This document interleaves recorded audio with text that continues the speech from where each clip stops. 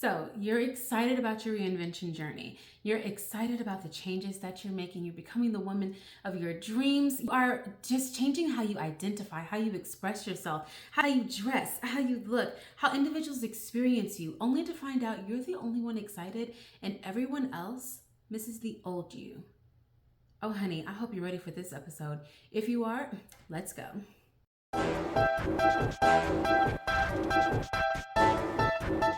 Hey Ambitionistas, my name is Dion, also known as the face of ambition across all social media platforms. If this is your first time here, welcome honey, welcome. I create content for women over 40 who are ready to reinvent themselves, prioritize self-care, they're ready to start their reinvention journey, they're ready to change their identity and level up in all areas: business, self-care, finance, spirituality. They're just ready for the change that they've been waiting for the time and the space to experience, and now is it. If this is your first time here, please make sure that you subscribe to this channel, like this video, share it with your girlfriends. Don't be stingy. Do not be stingy, honey. If you feel like this content or any of my other videos have helped you, please make sure that you send it to your best girlfriend. Honey, I'm excited about this episode, but I'm also kind of triggered because I've experienced this feeling of I'm ready to change. I'm ready to start my reinvention journey. I'm ready to shift the way that I think or how I speak about to myself or speak to others.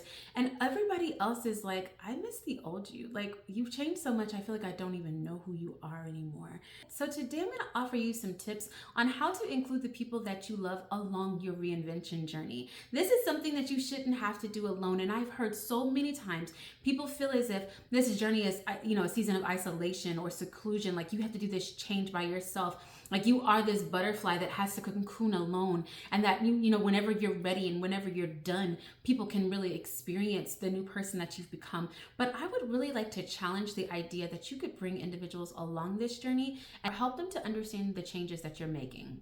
I remember the very first time that I went on a reinvention journey, and it was really hard for my husband to understand, like, why do you want to change? Like, what's wrong with who you are? Like, you don't like yourself, you don't love yourself. I love the way that you carry yourself. I love your spirit. I don't want those things to change. And it was really an opportunity for us to really talk about what it was that I wanted to change, why it was that I was feeling stuck or stagnant. And it really took our relationship to another level whenever he saw the things that I was just experiencing. Some of the things that I kept to myself, that I felt like, I feel like I could just be a better wife, that I could speak to myself better, that I could be a better person in my community, that I could give back more. And I felt like, at this moment of time, that I was very selfish and self-centered. I was all about business and business growth.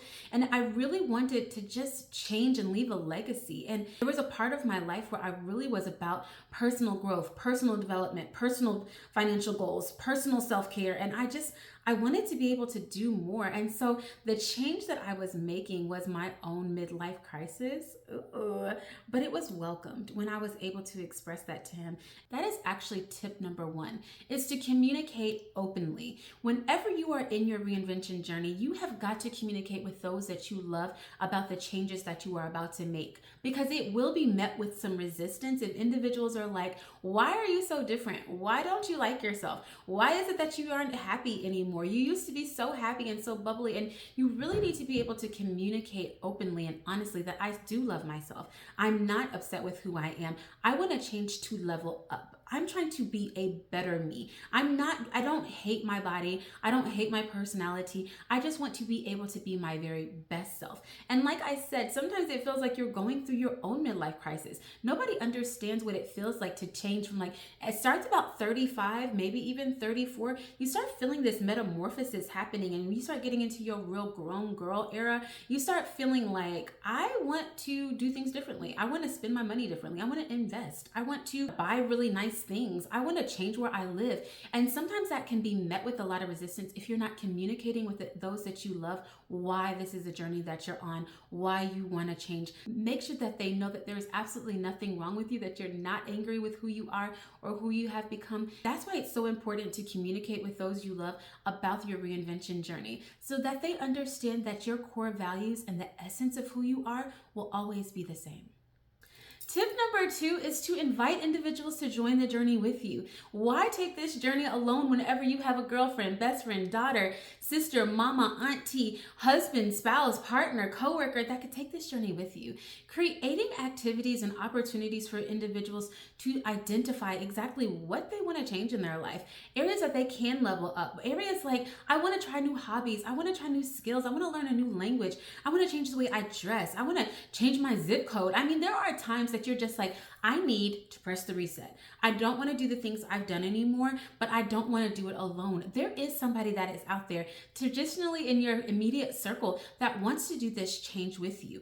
All that you need to do is talk to them about it. Tell them, I'm tired of how I've been so unorganized. I'm really ready to just get a good planner. I'm ready to sit down, get myself organized, organize my finances, organize my home, take care of the properties that I have or the assets that I have. I really want to do this, but I don't want to do it by myself. Girl, what you up to on Sunday? Like, you would never believe that sometimes just communicating what you're wanting to change and inviting individuals to join your journey means that you don't have to do this journey alone. Number 3 is to lead by example. Sometimes you are the only positive example that individuals may see. So telling somebody that you're ready to change is so different from showing them. My mama always said, if you can't hear, you can feel. So allow individuals to feel the person that you're becoming, to feel the way that it is to be around you, because you speak so positively. You like to wear nice things. And when I say nice things, I want you all to really understand that does not mean that you have to wear Fendi or Prada. Got some very nice things from Target and Walmart, honey. Whenever you're ready to go on this reinvention journey, buy the things that make you feel good. Wear a nice fragrance. And whenever people are around you, they're like, you smell so good. You look so great. You're taking care of yourself. You're prioritizing your skincare. Like, they see you going to get the facials. They see you taking care of like the cleanliness of your car and your house. You're eating differently. You're being the example that they need to say, you know what? I want to do this too. Like, I don't want to actually go out every night to the bar and have cocktails. I want to make mocktails at home. I do want to drink more water. I do want to make healthier meals. And I was like watching my friend, and she was making meals and she was posting them on Instagram. You never know who's watching. This is the time to start leading, to start being the example of the changes that you're making and encouraging those that are around you to join your journey. You never know the positive impact that you can be making on someone else's life. Number 4 is to set healthy boundaries. This one is a little hard because there are times that individuals are not going to want you to change, and so they're going to keep trying to pull you back into the old person that you were. Like, everybody is so accustomed to you going to Turn Up Tuesdays and going to Getting Lit in the club. They're going to try to get you to come back out there. But setting those healthy boundaries, being honest but firm with who you are becoming, that I don't want to do that anymore, that I'm trying to save my money, that I'm really working on bettering myself in these areas, that I'm trying to get closer to God, that I'm going to church, once or twice a week, that I'm staying in my word first thing in the morning. So no, sis, I didn't see your text message, because when I pick up my phone, it's to read my Bible. It is not to just respond to the latest gossip on Instagram. Like, setting those boundaries and expectations for others is really hard, but it is an important part of this journey. Having to tell someone like your mother that, no, babe, sis, I'm not going to sit on the phone and gossip about our family members anymore. I'm not going, I want to speak about my family in the highest way that I can, because I love them. And talking about them this way just makes me feel uncomfortable now. It is going to be hard having those conversations with individuals, especially those that you love. But whenever you're ready to change, it is time to actually create the boundaries and allow individuals to operate inside of them. What I love is that we really love rules. We're a rule-keeping people. Like, if we excuse poor behavior, then we're acting like as if it's okay. It's not okay to do certain things. It's not okay to talk to me a certain way. It's not okay to assume that I'm going to pay for things, or to, still go out and practice this ratchet behavior with you. I'm going to set boundaries that align with the new person that I'm becoming. Number 5 is to find commonalities. There is a way to bridge the gap between the old you and the new you, so that you're just not isolating people, or those that don't want to come along this journey with you just feel like you're a totally different person. Finding those commonalities where you can invite individuals to your charcuterie party, and as opposed to going, sit in the parking lot at Taco Bell eating burritos, to find the commonality that you can bridge the gap. Like, we're coming to a charcuterie party and we're building our own tacos this week because you want to eat at home more. You want to eat healthier food. You want to be able to still be around your friends, but you don't want to do the same things that you've always done in the way that you've done them. Find the commonalities that you have and try to bridge the gap between who you were and who you are becoming. Have your girlfriends over for a wine party. Say that we're gonna, sit around and do makeup tutorials tonight, or that we're going to learn how to make a new salad dressing, or that we're going to this pottery class that I found. Bridging the gap between who you are becoming and who you aren't any longer, or like the old you, is really important to making individuals see that positive change. They also may want to start taking that journey with you, but they don't feel like they don't know you anymore. Make sure that you're just being very mindful that you are changing, you are evolving, and bring individuals along that journey with you. Number 6 is to seek support elsewhere. The reality of it is that everybody's not going to be on board. Everybody's not going to understand the new journey that you're on. Everybody's not going to understand you leaving your 6-figure job to start a clothing company or a makeup line, or to make soap, or to create graphics, or to be a chef. Everyone's not going to understand the journey that you're on. And if you cannot bring those individuals that you know aboard with you, then it's time to seek support elsewhere. That is why I created the Level Up Club. I created the Level Up Club for individuals who were ready to start a business, who wanted to be able to have a side hustle, who wanted to be in a tribe of like-minded women who understood this journey and were ready to take it with them. They knew that they were going to need support, that maybe they didn't have that support outside, but they wanted to be able to talk with me, their ambition coach, and meet other women that were ready to level up in areas of their life like spirituality, business and finance, communication, self-care, sales, marketing, branding. They wanted to be able to meet and talk with individuals about their dreams, their goals, ambitions, getting more organized, taking care of their bodies. They wanted to find like-minded women that were just going to be there to just pour into them whenever they felt empty. So the Level Up Club is not a space where you always have to be giving. You can actually just sit back, enjoy the content that is shared, and be in a space where other individuals understand your journey. If that is something that you're interested in, I have left all the details about joining the Level Up Club in the comment section below. Make sure that you take full advantage of the opportunity to be part of this inaugural group. I am so excited to welcome so many women into this club that are really wanting to level up, but want to have outside support, that want to have a community of women that understand what they're going through and are ready to do it together.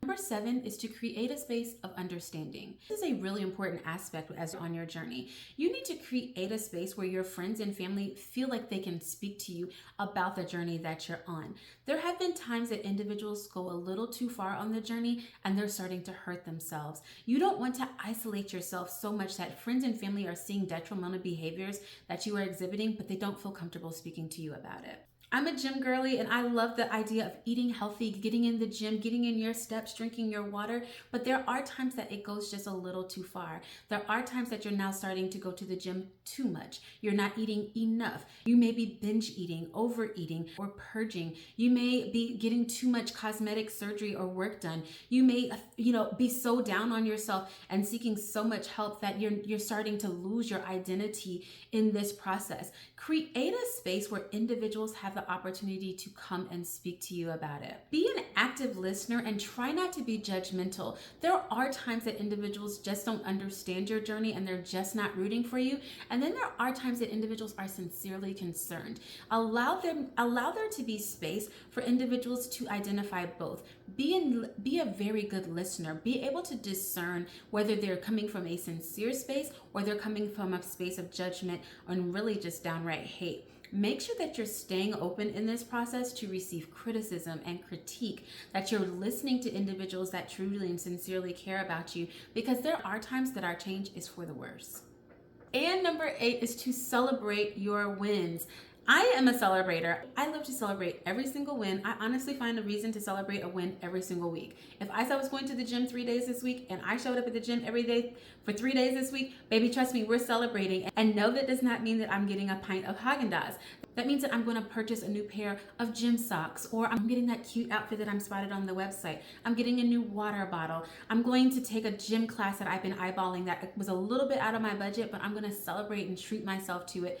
Celebrate your wins. If you're sober curious and you're trying to stop drinking or smoking or using profanity and you've got your tips in the jar, take those tips out, honey, and take them to Ulta and get yourself a new lip gloss.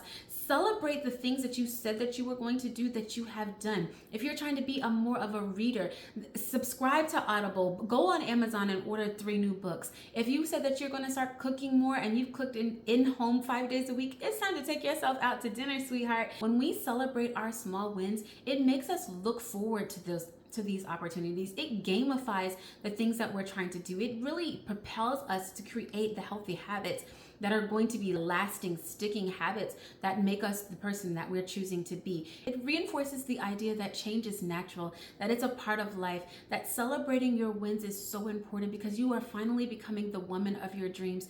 Celebrating your wins gives you the opportunity to be grateful and thank God for where He brought you from to where you are today. Today's conversation was a little hard for me because I know what it feels like to have individuals not support you on your journey. I know what it feels like to feel like you're in this alone, that you're on this journey all by yourself, that there's only you and God, only individuals that understand what you're going through. And sometimes that is the case. But I want you to take these steps and identify where you can really utilize them as soon as today. Invite your girlfriends on your journey with you. Open that communication. Celebrate your wins.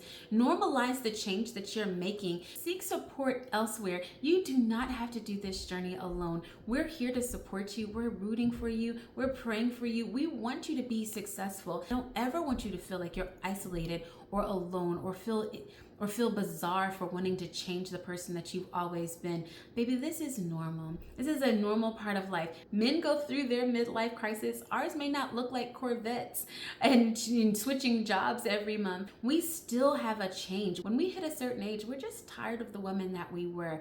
If you needed permission, this is your permission to be the woman of your dreams.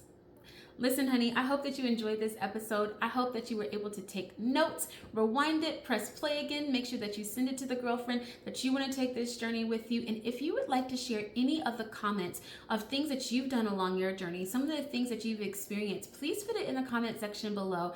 Responding to your comments every single day is the highlight of my day. So if you have questions, comments, thoughts, suggestions, please leave them in the comment section below. I am the individual that answers every single last one of them, and I'm ready to cut up and kiki in the comment section with you about all the things that you're experiencing and support you on your reinvention journey. I look forward to seeing you on our next episode, Ambitionista. Take care.